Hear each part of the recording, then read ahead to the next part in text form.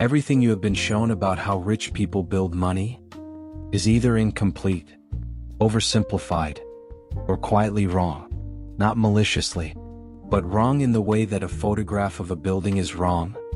It shows you the exterior and tells you nothing about the foundation. You have been shown the exterior, the investment accounts, the passive income streams, the real estate portfolios, the diversified assets and the compound interest charts that make the future look inevitable. If you just start early enough and stay consistent enough, that is the exterior, and it is real. But it is not where the building begins. The foundation is invisible. It is not photogenic. It does not make for a compelling social media post or a clean infographic. It is behavioral, psychological, and structural. And it precedes every visible financial outcome by years, sometimes decades. The rich do not build money the way it is taught. They build the conditions that make money's accumulation structurally inevitable. And the money follows those conditions the way water follows the shape of the land it moves across. Not because of luck, not because of timing, because the conditions were built first. And conditions, properly constructed, produce outcomes with the reliability of physics. This script contains 5 principles, each one a precise description of how wealth is actually built. Beneath the surface of what is visible, beneath the strategy, beneath the vehicle, at the level of the conditions themselves. The 5 principles are: the condition principle, the behavior gap, the invisible work, the structural default, and the patience tax. Each principle ends with one action. Specific, small, and immediately applicable. One principle understood at the level of behavior changes more than 5 principles understood at the level of theory. Let us begin. Principle 1, the condition principle. Rich people do not build money directly. They build the conditions that make money's accumulation inevitable. And then they wait. The first principle is the condition principle. The distinction between building money and building conditions is the most consequential distinction in the entire field of wealth psychology, and it is the one most consistently missed, because conditions are invisible, and money is not. When we observe wealthy people, we see the money, the accounts, the assets, the income streams. We do not see the conditions that produce them, because conditions exist before the money arrives. In the period of building that precedes any visible outcome. And that period is not the period anyone photographs or discusses or posts about. The conditions are built in private, in the years before the money is there to see. And the conditions are specific. They are not vague qualities like discipline or mindset or work ethic. They are structural realities, behavioral defaults that operate without requiring daily motivation. Identity commitments that filter financial decisions before they are consciously made. Automatic arrangements that accumulate capital without requiring the holder's continuous attention. And time horizons that make 10-year positions feel as natural as 10-day ones.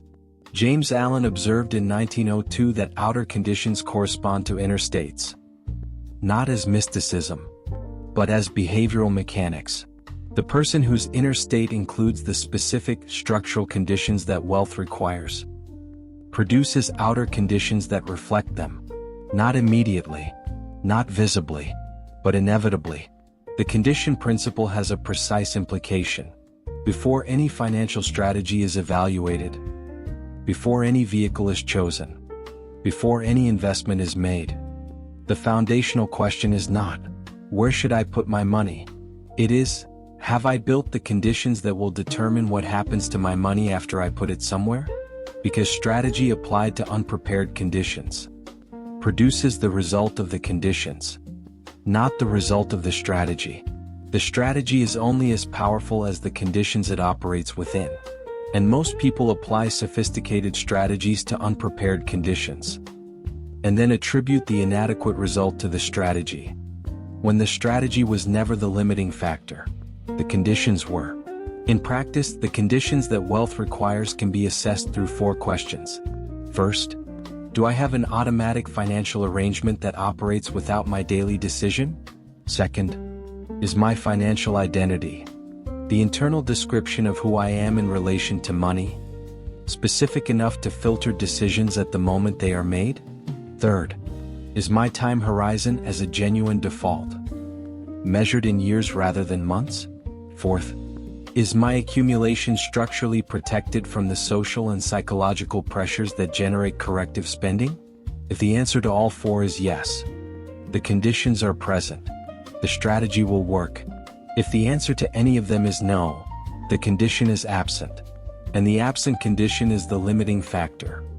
Regardless of which strategy is applied, your one action this week: answer the four questions honestly, not aspirationally.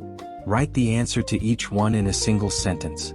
The pattern of answers will tell you exactly which condition is absent, and therefore exactly where the building must begin. Not with a new strategy, with the missing condition. The conditions are the foundation. Everything else is the building above it. Build the foundation first. Principle 2, the behavior gap. There is a gap between what people know about building wealth and what they actually do with that knowledge.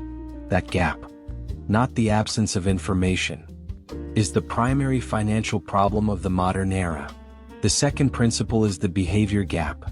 The behavior gap is the distance between financial understanding and financial behavior, and in the context of wealth building, it is the most expensive distance available, because information about how wealth is built has never been more accessible. The strategies are documented, the vehicles are described, the mathematics of compounding is publicly understood. The person who does not know that they should spend less than they earn, save a portion consistently, invest in productive assets, and maintain the discipline of a long time horizon, is genuinely rare. Almost everyone knows this. Almost everyone understands it, and the majority of people who understand it do not do it. Not because they are lazy or unintelligent or morally deficient, because knowing and doing are separated by a gap. That information alone cannot close.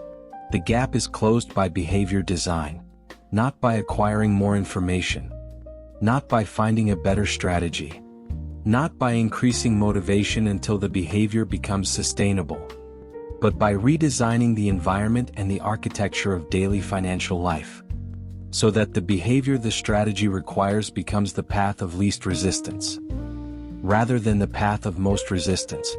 This is what the rich actually do that most people do not see. They design their financial environments to make the right behavior automatic, and the wrong behavior difficult. They do not rely on motivation to keep the portion. They automate the transfer so the decision never occurs. They do not rely on discipline to avoid lifestyle inflation. They structure their accounts so the accumulation is not visible in daily life. They do not rely on willpower to maintain a long time horizon. They remove the instruments that generate short-term comparison and noise. Orison Swett Marden described this in 1908 as the design of productive habit. His observation was that the financially successful person had arranged their life so that the productive behavior was the natural behavior, and the unproductive behavior required conscious effort to choose. The arrangement was the work. The behavior followed the arrangement. In practice, closing the behavior gap requires three specific environmental designs. The first design is the automation of every recurring productive financial behavior. Every financial behavior that should happen consistently. The portion transfer, the investment contribution, the debt repayment, is automated. Not because automation produces better results than conscious decision-making in individual instances, but because automation produces consistent results across all instances, including the instances when motivation is low, stress is high, and the conscious decision would be the wrong one. Automation removes the decision from the domain of daily willpower and places it in the domain of permanent structure. Structure is more reliable than willpower across a compounding time horizon. Always. The second design is the removal of friction from productive behaviors and the addition of friction to unproductive ones. The productive behavior is made easier. The unproductive behavior is made harder. The accumulation account is at a separate institution with a transfer delay. The spending account shows only the operating budget, not the total financial picture. The investment review is scheduled quarterly, not available daily. Friction is the mechanism, and the direction of the friction determines the direction of the behavior. The third design is the environmental audit, a regular, scheduled review of the financial environment to identify any new sources of friction against productive behavior, or any new paths of least resistance toward unproductive behavior that have appeared since the last audit. Because environments change. New platforms, new social dynamics, new spending triggers appear continuously, and the behavior design that was sound 6 months ago may have been eroded by environmental drift that was too gradual to notice in real time. Your one action this week: identify one productive financial behavior that you understand and intend but do not consistently execute. Then identify the friction that prevents the consistent execution. Not the motivation failure. The friction. The specific environmental condition that makes the productive behavior harder than the unproductive alternative. Remove 1 unit of that friction this week. 1 unit. Not a complete redesign. One specific, concrete reduction in the friction against one productive behavior. The behavior will follow the friction reduction. Not because motivation has increased, but because the path of least resistance has shifted. That is the behavior gap closing. 1 friction unit at a time. Counterintuitive truth ahead. The rich are not more motivated than you. They have less friction between themselves and the right financial behaviors. The motivation is irrelevant. The friction is everything. Remove the friction. Principle 3, the invisible work. The work that builds wealth is almost entirely invisible. Not invisible because it is secret. Invisible because it produces no immediate, observable output. The third principle is the invisible work. The visible work of wealth building is easy to identify. The transaction, the investment, the business launch, the property purchase. These are the moments that generate a story, a decision point, a visible action with a visible consequence. And they are important. But they are not where most of the work of wealth building occurs. Most of the work occurs in the long, unremarkable intervals between visible actions. In the months of maintaining the portion without exception. When there is no external event to justify the discipline and no visible reward to confirm it. In the years of holding a compounding position through silence. When nothing appears to be happening and the pressure to do something else is continuous. In the daily, invisible practice of financial identity reinforcement. The morning reading of the identity statement. The single decision made in alignment with it. The quiet, unobserved maintenance of the behavioral signature that the financial environment reads more accurately than any declared strategy. This invisible work is the primary work of wealth building. And it is the work that almost no one discusses. Because it has no story. It is not a decision made. It is a decision not made. It is not an action taken. It is a position held. It is not a transformation. It is a continuation.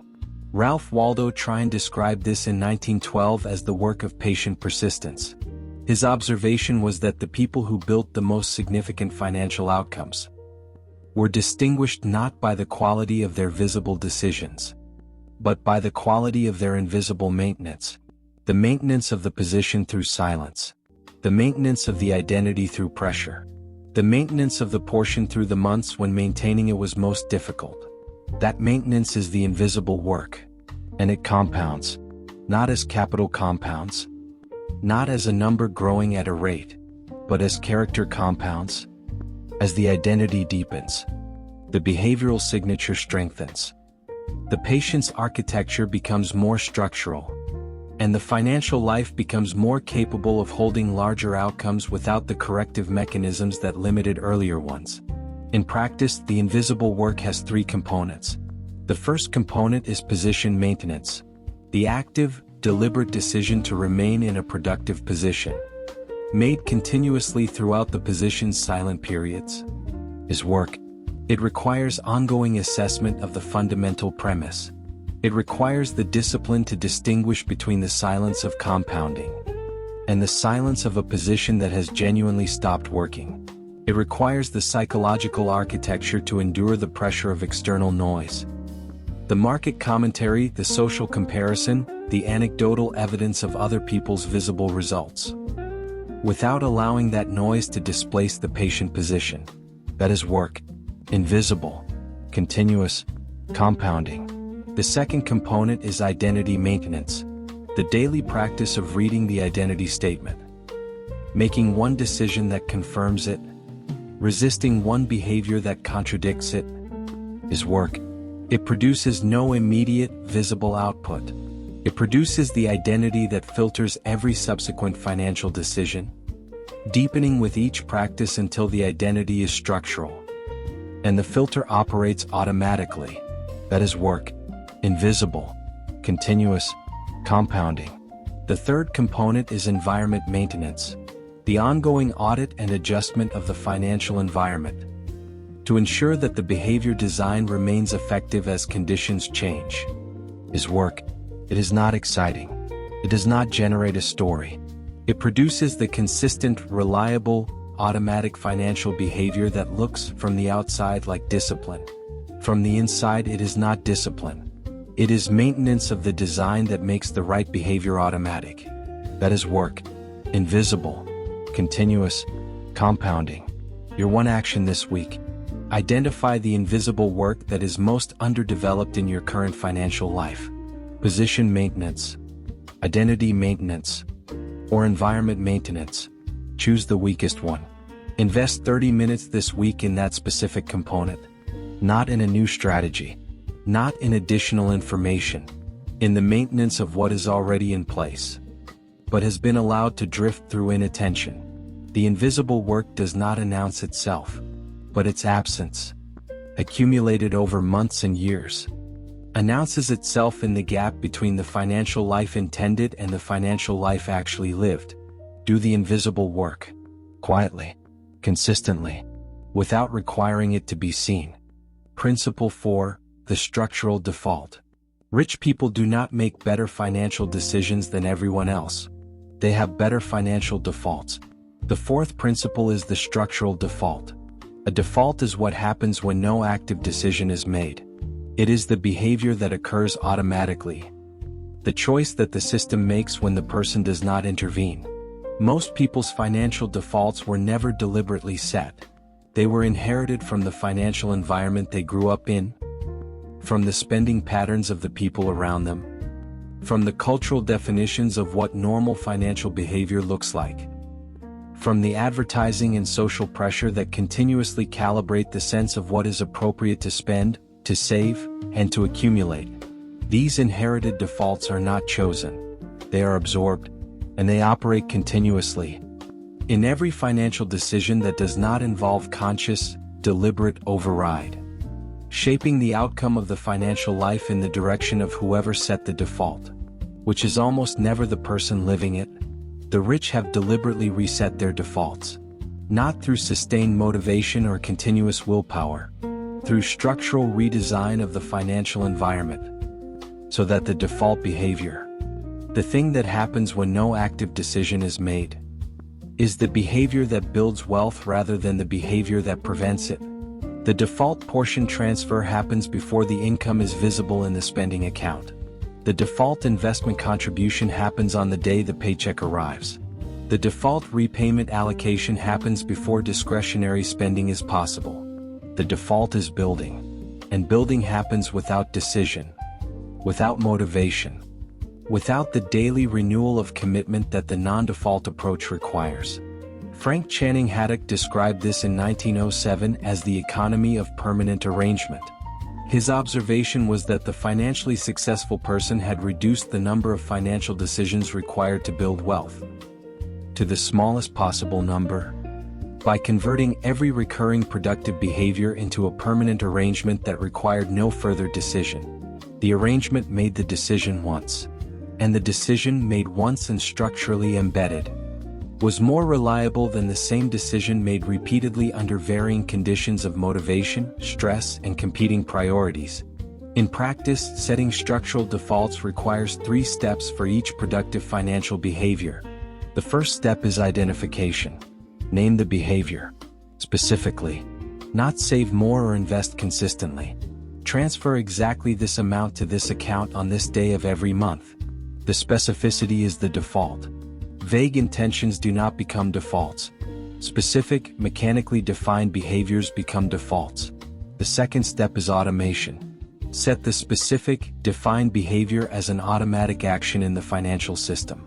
Direct debit, standing order, automatic investment contribution. Whatever the mechanism available in the relevant financial environment. The behavior is set to occur automatically, without requiring a monthly decision to initiate it. The third step is friction addition, between the automated default and any manual override of it. Add friction. The transfer delay at the separate institution. The cooling off period before a withdrawal can be processed. The requirement to log into a separate system and initiate a separate action to stop the automatic behavior. The friction does not make the override impossible. It makes it effortful. And effortful overrides happen less frequently than frictionless ones. Which means the default executes in more months than it would without the friction. And more months of execution means more compounding cycles completed. Your one action this week. Choose one productive financial behavior that currently requires a monthly decision to execute. Convert it to a structural default this week. Set the specific amount. Set the specific date. Automate the action. Add 1 unit of friction to the override path. The conversion takes less than 30 minutes in most cases. The compounding consequence of the conversion, measured across the remaining months of the financial life, is not small. Make the conversion, set the default, and then remove the behavior from the domain of monthly decision entirely. It no longer requires your motivation. It has your structure. Structure is enough. Principle 5, the patience tax. Building wealth has a cost that almost no one names honestly. It is not the cost of the investment. It is not the cost of the discipline. It is the cost of the waiting. The fifth principle is the patience tax. The patience tax is the specific psychological cost of maintaining a compounding position through the long, silent, result-free interval between the building and the visible outcome. And it is a real cost, not metaphorical. The maintenance of patience across months when the position produces no visible confirmation, across years when the question of whether the building is working has no answer available, consumes psychological resources, attention, emotional stability, the cognitive capacity to resist the continuous pressure to do something else. That consumption is the patience tax, and it must be paid in full by every person who builds wealth through compounding. Because compounding does not produce visible results on a timeline that corresponds to human emotional expectations. It produces silence for longer than is comfortable, and then results that appear from the outside to have arrived suddenly. They did not arrive suddenly. They arrived on the schedule that compounding has always operated on, which is entirely indifferent to the emotional experience of the person waiting for them. William Walker Atkinson described this in 1906 as the discipline of deferred confirmation. His observation was that the financially successful person had developed the capacity to continue building in the complete absence of external confirmation that the building was working, for long enough that the compounding completed its work. And the development of that capacity, the ability to pay the patience tax without defaulting on the position, was not a natural trait. It was a constructed one, built through specific practices, specific environmental designs, specific psychological commitments that reduced the cost of the tax while making the tax's payment more reliable. In practice, the patience tax is made payable through 4 specific practices. The first practice is the written thesis, before any compounding position is entered. The fundamental premise is written down in plain language. What is the mechanism of return? What conditions must hold for the return to materialize? What would have to change for the premise to be genuinely wrong? The written thesis is the reference point for every subsequent moment of patience pressure. When the position is silent and the pressure to exit is strong. The question is not, is this working? The question is, has the fundamental premise changed? The premise is intact. The patient's tax is owed. Pay it. If the premise has genuinely changed. Exit is not impatience. It is accurate assessment. The written thesis provides the standard for distinguishing between the two. Without it, every silent period looks like failure. With it, silence is simply the interval between premise and result. The second practice is the measurement reduction. The patient's tax is highest when the position is measured frequently. Daily measurement produces daily fluctuation, which produces daily emotional response, which produces the continuous temptation to intervene. Quarterly measurement produces quarterly perspective, which is wide enough to distinguish noise from signal, and reduces the emotional demand of the position to a manageable level. Measure compounding positions quarterly, not more frequently. The reduction in measurement frequency is a direct reduction in the patient's tax rate. The third practice is the patient's community. The financial environment generates continuous pressure toward action, toward change, toward the abandonment of silent positions in favor of visible movement. The patient's community is a small group of people, even one person, whose financial orientation reinforces the long-time horizon, and whose conversation normalizes the silent period as a feature of compounding rather than a failure of the position. Not an advice group, a reference point, a regular reminder that the people who have stayed through the silence have consistently found that the result was on the other side of it. The fourth practice is the process measure. The patient's tax is reduced when progress is measured by process rather than outcome. Is the portion being kept? Is the position being maintained? Is the identity being practiced? Is the default executing? These process measures produce the experience of progress continuously, even during the intervals when the outcome measure produces nothing. And the experience of progress, even process progress, reduces the psychological cost of the waiting. Your one action this week: identify one compounding position in your financial life that is currently in its silent period. A position that is fundamentally sound, whose premise is intact, but that is not yet producing visible confirmation. Apply the four practices. Write or review the thesis. Confirm the measurement is quarterly. Identify one person who can serve as a patient's community reference point, and write one process measure that confirms the position is being maintained correctly, regardless of what the outcome measure shows. The patient's tax is owed on every compounding position.